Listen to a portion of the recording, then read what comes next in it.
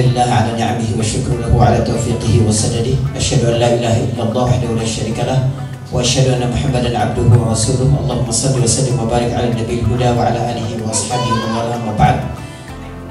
Kebahagiaan terbesarnya bukan ketika diberikan harta, tapi ketika dia dapat memanfaatkan hartanya untuk kebaikan. Bukan ketika diberikan ilmu, tapi ketika dia dapat mengamalkan dan mengajarkan ilmunya. Bukan ketika dia memperoleh kekuatan dan kekuasaan, tapi bagaimana dia memanfaatkan kekuatan dan kekuasaannya itu di jalan Allah Subhanahu wa taala. Masya Allah, calon masalah.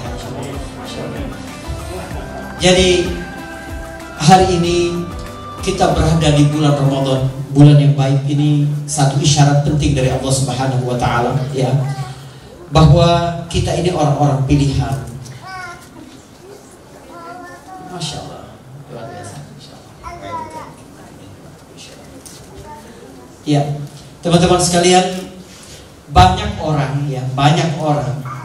yang bekerja mungkin dapat uang lebih banyak, tapi hati mereka tidak tenang karena lingkungan pekerjaan yang tidak mendukung akidah, yang tidak mendukung ibadah mereka kepada Allah Subhanahu wa taala. Kalau sekiranya kita diberi kesempatan untuk berada di dalam komunitas yang membuat kita tetap bisa dekat dengan Allah Subhanahu wa taala, maka ketahuilah itulah nikmat yang sesungguhnya. Sebab apa? Nikmat yang paling besar dalam hidup ini adalah rasa sakinah. Perhatikan, sakinah ini menarik, ya. Selama ini kita meminta kepada Allah sesuatu karena kita berpikir kalau Allah kasih sesuatu kita akan bahagia, ya enggak? Kita minta sama Allah sesuatu karena kita yakin kalau Allah kasih akan bahagia. Padahal ini mitos. Tidak semua pemberian Allah itu nikmat. Sekali lagi, saya tidak salah. Tidak semua pemberian Allah itu nikmat. Karena bisa jadi dia justru sebagai nikmah atau kesengsaraan, azab bagi seseorang. Harus ada satu aplikasi yang mengubah apapun pemberian Allah menjadi nikmat. Aplikasi itu namanya sakinah, ketenangan hati karena diri beriman. Huwallazi anzala sakinah fi qulubil mu'minin. Allah yang menurunkan sakinah dalam hati orang-orang yang beriman. Jadi kalau hatimu beriman, maka Allah akan menginstal aplikasi namanya sakinah, sehingga apapun pemberian Allah menjadi nikmat bagimu. Saya berikan contoh. Anak pemberian siapa?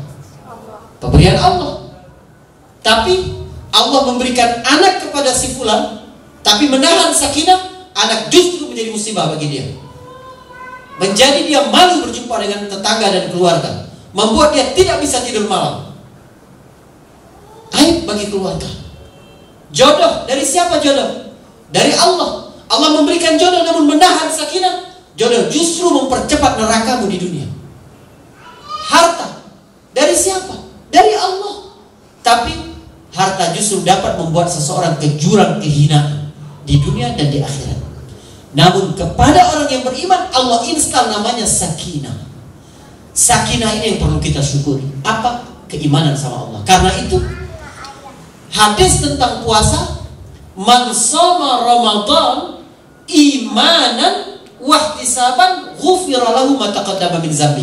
Ada 3 bagian hadis ini. Siapa yang puasa Ramadan? 1, mesinnya iman dan berharap pahala sama Allah, ikhlas. 2, hadiahnya diampuni dosa-dosa yang telah lalu. Mana bagian hadis ini yang paling penting? Kita selama ini mungkin melihat man shoma Ramadan, siapa yang puasa Ramadan, ini yang paling penting. Tidak, bukan itu yang paling penting. Sebab kata Nabi, kam min sha'imin laisa lahu min shiyami illa al-ju' wal 'atas. Banyak orang yang berpuasa dapat lapar, dapat haus. Bukan itu yang paling penting. Apa? Imanan wa ihtisaban. Kita berpuasa itu sebenarnya kita menghidupkan mesin keimanan dalam diri kita agar semua pekerjaan kita ini untuk Allah Subhanahu wa taala. Anda wawancara kerja, masuk di Hotel Azhar, ditanya, apa motivasi kerja di sini? Lillahi ta'ala, diketawain, ya kan? Iya kan? Oke, kita jujur-jujur aja. Di dalam agama, menjadikan Allah sebagai tujuan segala sesuatu berarti finish paling jauhnya adalah Allah. Bukan berarti tidak boleh punya tujuan lain, boleh. Boleh tidak ada tujuan lain dalam hidup? Boleh. asal tujuan-tujuan lain itu mendekatkan kita kepada tujuan yang paling jauh tadi. Kamu mau kerja apa? Biar dapat gaji. Untuk apa gaji? Biar menafkahi keluargaku dengan yang halal agar Allah ridho. Berarti ujungnya juga Allah. Agar aku dapat berbakti kepada orang tuaku, karena keridhaan orang tuaku adalah keridhaan Allah, juga Allah Subhanahu wa taala. Paham? Baik.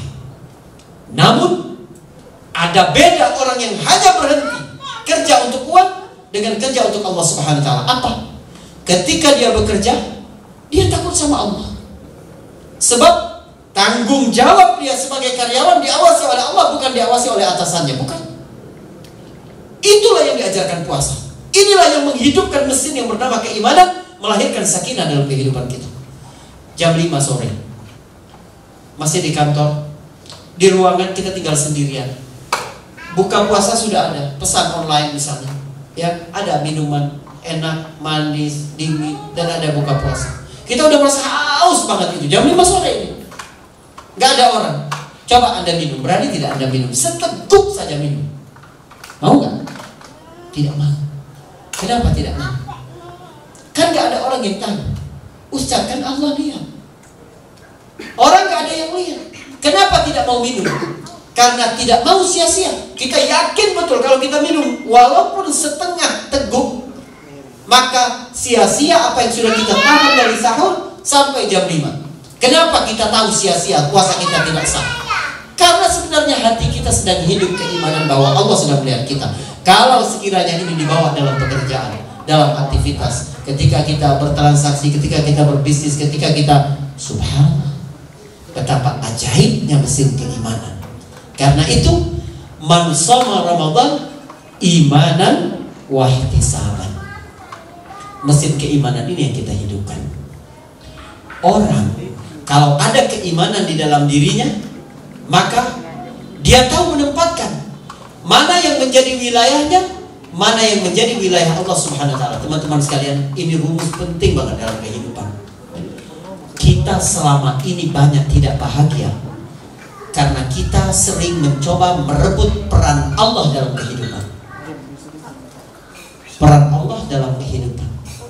Kita risau apa? Rezeki. Ya Allah, pemberi rezeki adalah Allah. Itu urusan Allah. Pundakku tidak akan sanggup memikul itu. Kamu berpikir tentang rezeki? Jangan. Apa kata Nabi? Inna bna Adam, sesungguhnya anak Adam, lau haraba min rizqihi kama yahrabu minal maut. Kalau dia lari kabur dari rezekinya, gak mau ketemu rezekinya seperti dia kabur dari kematian, la adrakahu rizquhu kama adrakahul maut. Rezekinya tetap akan menemuinya seperti kematian akan menemuinya. Coba kematian, kita semua takut mati nih sekarang. Coba lihat orang-orang di jalan-jalan, cemas, bagaimana mereka melakukan apa saja untuk terbebas dari kematian. Saya ingin tanya, kalau sekiranya teman-teman dapat menulis semua sebab-sebab kematian, apa saja yang membuat orang mati? Keracunan, kelaparan, kurang oksigen, corona, sakit jantung, dicatat semua.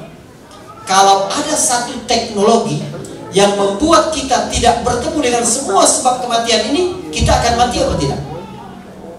Tetap akan mati. Kita lari dari semua ini, ada tabung yang steril betul, nggak mungkin ada kuman di situ, makanannya dijaga, gizinya, penyakit menular tidak akan masuk. Bakal mati nggak orang dalam tabung itu? Mati. Kita nggak bisa ngelak. Begitu juga bahasa hadis tadi. Kamu mengelak dari rezeki seperti kamu mengelak dari kematian, gak bakal bisa. Rezeki yang sudah dicatat untukmu tetap. Terus Ustaz, kalau begitu kita gak usah berusaha. Kita berusaha karena kewajiban. Perhatikan, Anda berusaha karena kewajiban. Kenapa saya harus bekerja sebaik mungkin? Karena ini ladang amal saya. Tanggung jawab saya ketika saya berjanji menandatangani kontrak di tempat kerja saya akan bekerja sesuai dengan SOP yang berlaku. Anda tepat pada janji, Allah akan membalas Anda dengan surga. Anda bertanggung jawab dengan pekerjaan Anda, Allah akan membalas dengan surga. Bekerjalah karena kita yakin bahwa ini adalah syariat. Jadi kita bekerja ini berpahala karena Allah. Urusan memberi rezeki urusan Allah. Rizki ini gak ada hubungannya dengan pekerjaannya, teman-teman. Tidak ada hubungan rizki dengan pekerjaanmu, gak ada. Apa standar Allah memberi rizki? Saya mau tanya. kecerdasan. Banyak profesor-profesor itu hidupnya lebih sederhana. Apa? Ijazah. 6 dari 10 orang paling kaya di dunia bukan sarjana. Kekuatan fisik banyak, ya, kuli-kuli di pelabuhan, bangunan lebih kuat, tapi gajinya cuma berapa? Tidak ada hubungannya rezeki dengan pekerjaan.